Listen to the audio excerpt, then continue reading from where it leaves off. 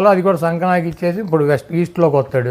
మొత్తం ఇటు 13 జిల్లాలు సంకనాకి ఇచ్చేసి ఆ సభ కంప్లీట్ చేసి ఎన్నికలు చేసి చంద్రబాబు నాయుడు సంకనాకి ఇచ్చి తెలుగుదేశం పార్టీని సంకనాకి ఇచ్చి ఇటు శంకారావం సభలతో ఈ మొత్తం గుండు సున్నా చేస్తాయికి లోకేష్ బాబు సంకనాకి ఇచ్చే సభలు తిరుగుతున్నాడు.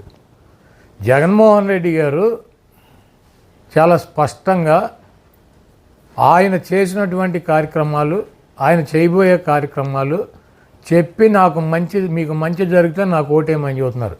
మీకు దమ్ముంటే లోకేష్కి కానీ చంద్రబాబు నాయుడుకి కానీ మీ 14 సంవత్సరాల పరిపాలనలో మీరేమి మంచి చేశారు, మీరేం చేయబోతున్నారు, మీ ఎన్నికల మేనిఫెస్టోలో ఇచ్చినటువంటి ఏ వాగ్దానాన్ని అమలు చేశారు, ఒక్క వాగ్దానం ఏది అమలు చేశారు, ఇవన్నీ కూడా చెప్పండి. జనానికి ఓట్లు అడగండి.